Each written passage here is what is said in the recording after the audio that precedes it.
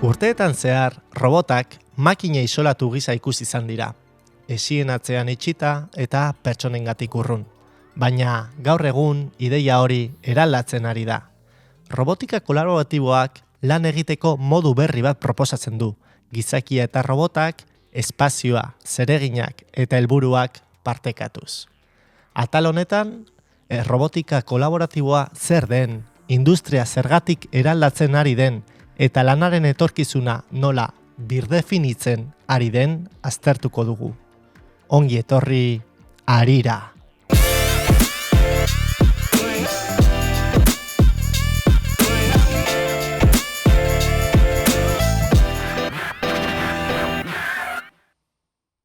Gure gaurko gonbidatuak, ustez, ehuneko unean gizakiak dira. Hala da. Gaur gurekin, alde batetik Carlos Calleja Alkoro dugu, Ikerlaneko robotika eta kontrol arloko burua, ongi etorri. Eskerrik asko, Mikel, gonbidapenagatik.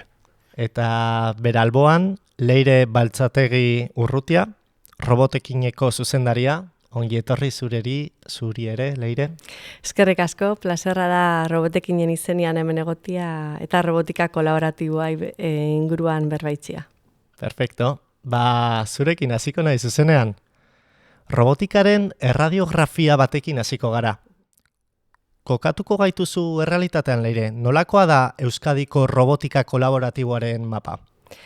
Nik esango neuke robotikak Euskadin tradizioa handia izan dauela batez be industria lotuta, automatizazioan eta fabrikazio aurreratuan, eta egisa da azken urtietan robotika kolaboratiboa gero ez da geixauz garatzen da bilela, ez? Esango neuke ekosistemo sendua daukogula, zentro teknologiko oso indartsuekin, zuena bezala, gero unibertsitatiekin, eta gero teknologia hori garatzen da bien bebai enpresa askokin, ez? Orduan, industria sare dinamikoa daukogu, eta horrek aukera muten dau, ez bakarrik teknologia erabiltzeko baizik eta garatzeko bebai, ez? Tarduan, robotekin pizka sortu zan ekosistema honi bultzada muteko helburu batekin, eta hortan gabiz momentu hontan. Eta Carlos, zuezara libratuko, aurkezpenaz, robotikaren gaia agian ohikoa da fabrikazio aurreratua bezalako sektoreetan. Baina zabaltzen ari da beste sektore batzuetara. Kontatu iguzu zerbait, honi buruz mesez. Zuk esan duzun bezala, fabrikazio aurreratuan asko erabilizan da, automazioan batez ere. Gaur egun nik uste leku askotan ikusi ditzakegula Euskadin bertan, ez? Ospitaletan, Da Vinci bezalako robotekin, errehabilitazioetan ere, ikusi ditzakegu. Nekazaritzan eta abeltzaintzan. Behien ikuilua garbitzerako orduan robotak aurkitu ditzazkegu, edo nekazaritzan usta jasotzerako orduan, bertan jada robotak azten dira erabiltzen, ez? Gertuago, beste sektore batzutan ere ikusi dezakegu. Adibidez, zerbitzutan, nik uste hiriburu gehienetan badaude jatetxeak non robota etortzen zaigun, eta gure platerak ekartzen dizkigun maira, ez? Orduan, nik esaten dizudan bezala, sektoreak gero eta gehiago dira, eta nik uste aplikazioak gero eta gehiago izango direla robotika kolaboratibo hauentzako. Mi esker, Carlosek sektore pila bat aurkeztu dizkigu, baina gure industriaren ehuneko handia enpresa txikin eta ertainak direla badakigu, ez? Zenbateraino daude prest trantzizionetarako enpresa hauek? Aurrea hortuta daude edo atzeragoaz? Egisa da, enpresa ete honeik ez bazkenian baliabide eta ezagutza faltagatik batzutan igual, ez da zela hain prest, ez, enpresa handi bat bezala. Baina egisa da, gero ez da interes gehiago erakusten dabitzela, eta enpresa asko kulertzen dabiela, azkenian robot kolaboratibo horrek ez dauela automatizazio gehiago bakarrik ekarriko, ez? Azkenean, malgutasuna, loiakortasuna eta lan baldintzak hobetzeko etorri diela, ez? Orduan azkenean guk robotikinetik saiatzen garena da, pixkat lehen urrats hori emuten laguntzen, adibidez piloto desberdinak planteatzen edo aplikazio errealak zelan funtzionatzen dauen erakusten, eta orduan eurak robota lankide bezala erabili aldauiela erakusten, ez? Eta orduan, bueno, zure bigarren galdera horrei erantzuten esango nauke atzian ez gazela, baizik eta gazela trantsizio momentu horretan, eta, bueno, gabitzela ikusten gero ezta enpresa gehiago dabizela animetan, pixkat, bueno, pauso hori emutera eta robotak euren eguneroko lanetan sartzera. Ondo, aipatu duzu robotika kolaboratiboak malgotasuna, lehiakortasuna eman aldizkiela enpresa hauei, baina, Carlos, eman aldiguzu adibide konkreturen bat, honi buruz?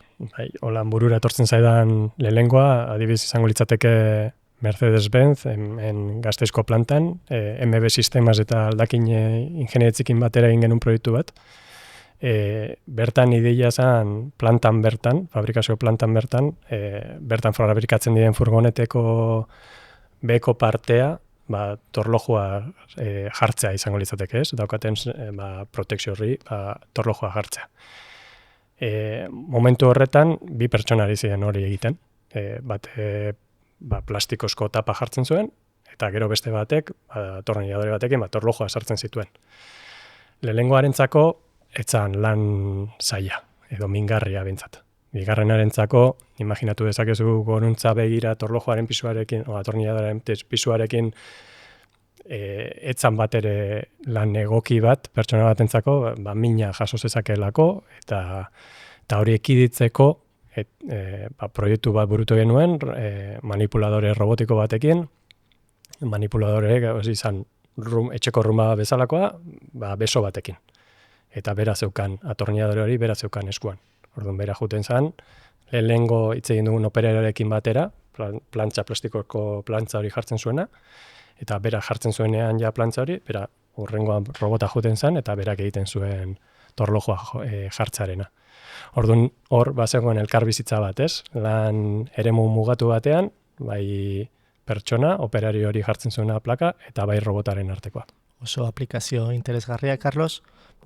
Alde positibo hitz egin dugu, baina gizartean badago mamu beldur rantzeko bat, ez? Beti dago buruan ea robotak lanak kenduko dizkiguten ala ez.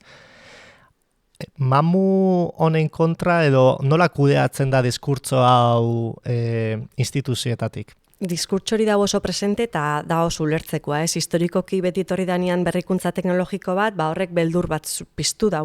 Baina, bueno, azkenean, esperientziatik ikusitza esango naukena da, errealitatea diferentia dela.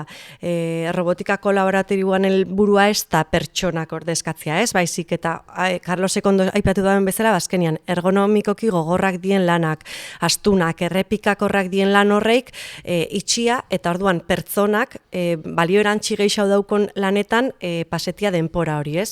Eta orduan, instituzioetatik eta ekosistematik mezu bat argisa badau, ez? Azkenean automatizazioa ez dela etorri ezer eraldatzera, eta, barkatu, kontrakoa, eraldatzera etorri dela eta ez suntxitzera, ez? Egisa da azkenean, lan batzuk desagertuko diela, baina sortuko die beste batzuk, eta sortzen dien horrek gainera askotan izango die, kualifikazio handixagokoak, eta orduan, oportunitate gehiago ekarriko dituztenak. Orduan, hemen beba izango nuke, erronka nagusia ez dela teknologia per se. Azkenean, trantsizio hori kudeatu inbida, sortzen dien, postu berri horrek bebai egokitu, eta talentua bebai behar berri horretara egokitu, ez? Orduan, hor bebai dau, erronka garrantzitsu bat aurretik, ez?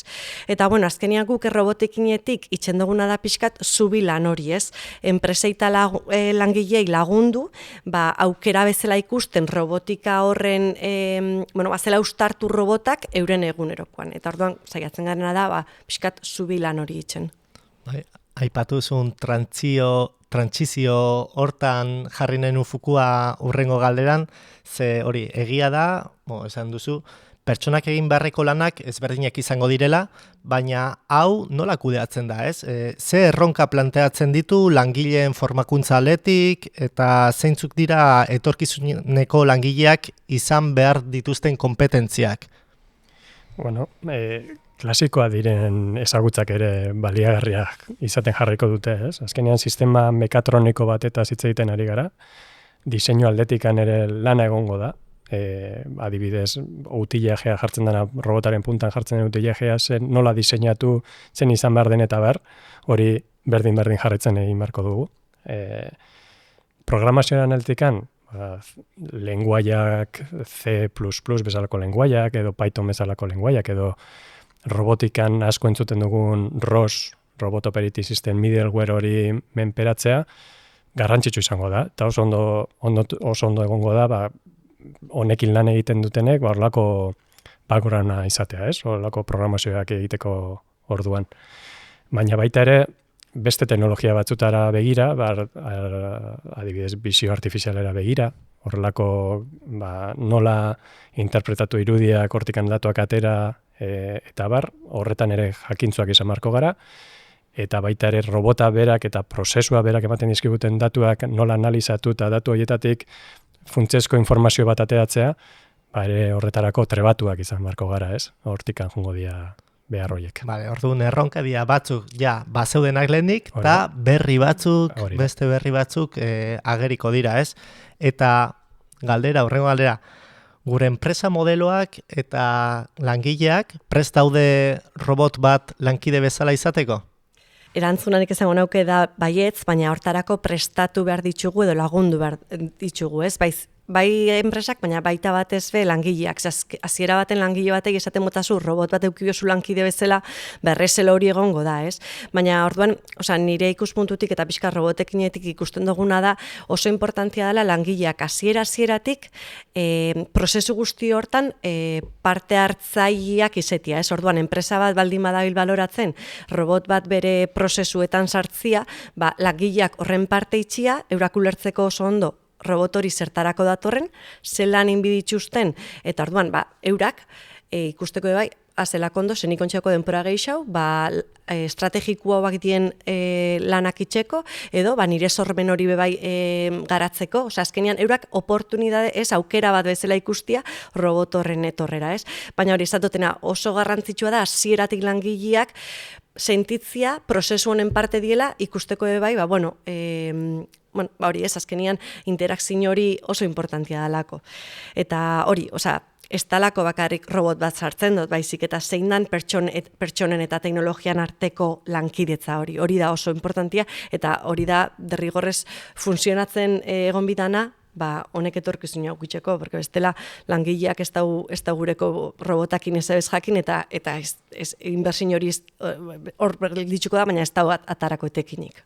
Azkenean, barneratu behar dugu kolaborazio hori, badagoela, helduko dela ez bada helduia, eta horrekin bizi behar dugula, eta horra moldatu. Eta eremu teknikoago batera mugituz, Carlos, nola diseinatzen da pertsona eta robotaren arteko elkarrekintza seguru bat? Pizkate poltatuko nez aurreko galderarare bai. Ze azken finean pertsona lan egin beharko du robotekin, robot horrekin, baina segurua dela sentitu behar du. Orduan, segurua dela sentierarazi behar diogu operarioari, berak lasaitasunarekin lana egiteko, Eta zure galderarekin orain bueltatuz, diseinuaren aldetikan bi zati egongo lirateke. Bata eremua, jolasteko eremua zen izango da robotaren eta operario edo langile horren artekoa, Hori jarri beharko ditugu, behar denean esia jarri beharko ditugu, batzuk metaleskoa, beste batzuk agian laser bidezkoa. Zentzore desberdinak jarri beharko dira, beti ezustekoren bat edo gertatzen baldin bada, pertsona hori segurtasun baten barnean egon dadin. Horretarako jarri behar diren zentsoreak eta badaude estandarrak hori bermatzen dutenak. Eta gero beste alde batetikan, software aldetikan ere bai. Software segurua garatu behar dugu, robotikaren aldetik, segurtasun batekin lan egin ahal izateko, Guk adibidez, hemen Ikerlanen garatzen ditugun algoritmoen artean, badaukagu bat nahiko lan asko lantzen ari garen, hobeto esan, dela robota jakitea ze puntutan edo non dagoen operarioa edo langilea, eta hori jakinda, berak aldarapen moduko bat egiten du pertsona ez ikutu ahal izateko, edo bintzat ez ikutzeko. Orduan, arriskuren bat egoten bada pertsona ikutzeko, robota berak alde egiten du pertsona dagoen lekutik. Orduan, modu horretan, eremu seguru hori bermatzen saiatzen gara. Orduan, argi dago, baliabideak badaudela, eta mi esker lasaitasun mezu honegatik, Carlos. Baina, guzti hau ikusirik, eta pixkat aldatuz, nola gaude Euskadin, Europa, Estatu Batuak edo herrialde asiarrekin konparatuz? Zer mailako gaitasuna daukagu gure kontrol sistemak eta algoritmo propioak sortzeko? Esango nauko Euskadi daukala oso posizionamendu zendua, batez be Europako industria eskualdeen artean, bale? Azkenean dugu robotika entxitatea, automatizazio maila eta industria espezializazioa, eta orduan hortan emaitza oso lehiakorrak dauzkogu. Konparetan bau Estatu Batuekin, bazkenean, eurak daukie askoz eskala hundixaua eta inbertsio almen gehiago. Orduan, konparazioa ez da like for like esaten da bezala, ez abitz iguala konparetan. Baina gisa da Euskadik daukola malgutasuna asko, espezializazioa eta industria kultura sendua. Orduan, hor ja badaukogu Estatu Batuekin alderatuta gauza positiboak.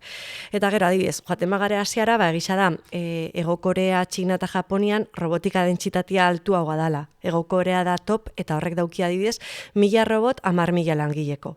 Zenbaki hori Euskadin da 250 Eta egisa da Euskadik daukola Espainiako mediak baino, robotika dentsitatea handixagoa, ez?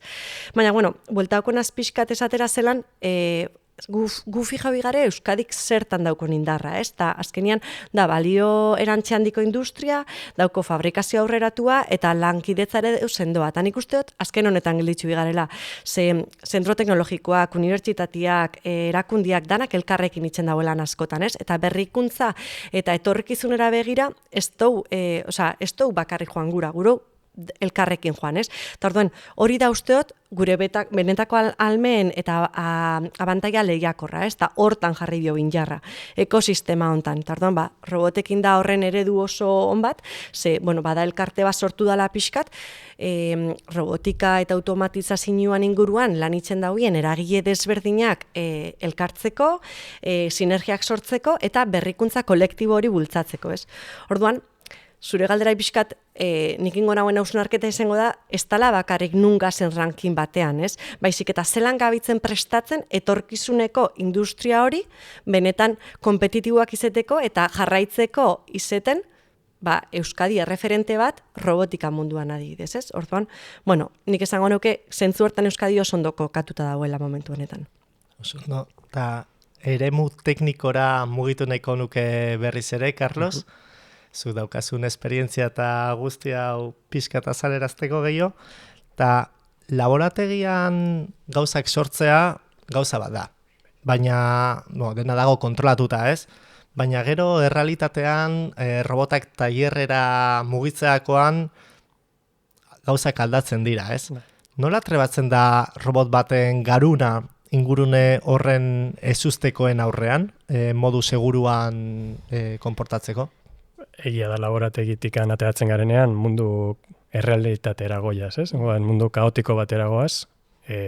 Mundu kaotiko horretan lehenik eta garuna trebatu alizateko lehenengo zertan dagoen edo non dagoen ikusi beharko du.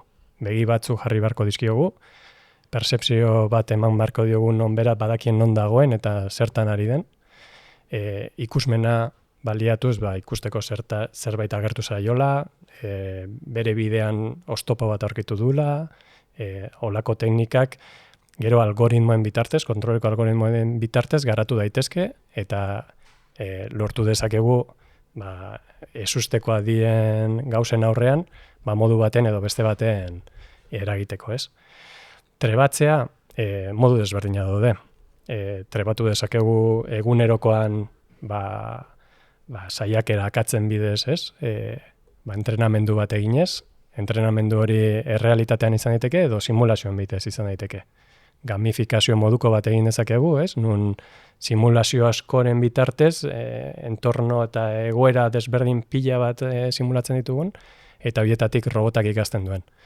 Eta horrela ja, tailerrean dagoenean, ia egoera desberdinak ja da landuta eduki beharko lituzke. Bete egongo dira egoera berriak.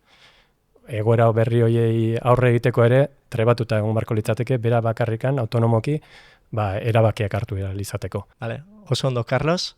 Hitzein dugunaren laburpen txiki bat egingo dut, Euskal Herrian ondo posizionatuta gaudela, robot kolaboratiboak sortzeko baliabideak ditugula, eta prest gaudela urrengo pausoetarako etortzen denaren zein gaudela, ez? Eta guzti honen arian, robotikan aditua den Henrik Christensen dio, robotika kolaboratiboa ez da makina adimentsuagoak egitea. Teknologiari esker pertsonak ahalduntzea baizik. Honek esan nahi du errobotika kolaboratiboak pertsonak ahaldutze dituela? Ikerlanetik paseotxo bat eman dut, ea honekin ados dauden galdezka. Entzungo dugu. Robotika azken baten teknologia asko integratu egiten ditu, eta teknologia guzti hoien helburu bat bada pertsonekin lan egitea, edo pertsonekin lan egiten dituzten makinak sortzea, eta hoiekin kapazidade berriak eta posibilidade horren arte ezinezkoak izan direla burutzea. Robotika kolaboratiboaren helburua da pertsonei laguntzea, adibidez industria arloetan, jardueran nekagarriak direnak edo batzuetan arriskutsuak, helburua da robotak egitea eta ez pertsonak, eta gero beste arloetan, arloetan, ere robotika erabiltzen ari da. Batzuetan hori operazioak egiteko edo errehabilitazio orduan nire ustez erantzun globala izango litzateke. Bueno, zuek ze diozue, ados zaudete entzundako egin? Bueno, ematen du behintzat gure podcastean orain arte esandakoa ere bermatzen dutela, así que alde horreteken posik egon gaitezke behintzat. Bai, hori. Nik esango nauke baietz, erantzuna dela baietz, robotika kolaboratiboan ideia nagusia dela teknologia pertsonen zerbitzura jartzia, ez? Eta bai, pertsonak alduntzen da biela, azkenean, esan duten bezala, izten dutulako zuri, beste, balio erantzi gehixauko lanak itxen. Eta oinartez, igual, lan errepikakorrak, azkenean, fizikoki gogorrabak dienak, horrek ez dituzuia gehixau bingo, eta ingo dituzu beste batzuk, benetan zuri be balio erantzi hori emungotzuenak. Perfecto. Denbora amaitzen zaigu. Eta bukatzeko, sasoi honetan, gustatzen ze beti, frase batekin bukatzea, esaldi batekin. Ea hitz egin dugunaren buruzko zerbait esaldi bat hori? Nik uste dut asko esan dugun hitza ahalduntzea hori izango dalakoa bai aplikazio kolaboratiboetan, robotika orokorrean sartzen den edozein lekutan hori lortu nahi dugula, ez? Pertsonak eta roboten arteko elkarlanean pertsonak irabazleak izatea. Eta niritoketan jaten aldetik izango nauke pixkat garrantzia hori emun robotika eta automatizazio ekosistema Euskadin oso ondo posizionauta gazela eta elkarlan honekin aurrera jarraitzu biogula etorkizuneko industria prest egoteko eta jarraitzeko izeten eredu bat Europa mailan bai. Perfecto, egunkarietarako bi titular ditugu ja. Mila esker etortzagatik, plazer bat izan da hemen zuekin egotea. Berdin, eskerrik asko. Eta zuei, mila esker gurekin egotagatik, beste behin ere, eta gogoratu episodio guztiak YouTubeen eta Spotifyn entzun aldituzuela. Mila esker eta hurrengo arte. Agur!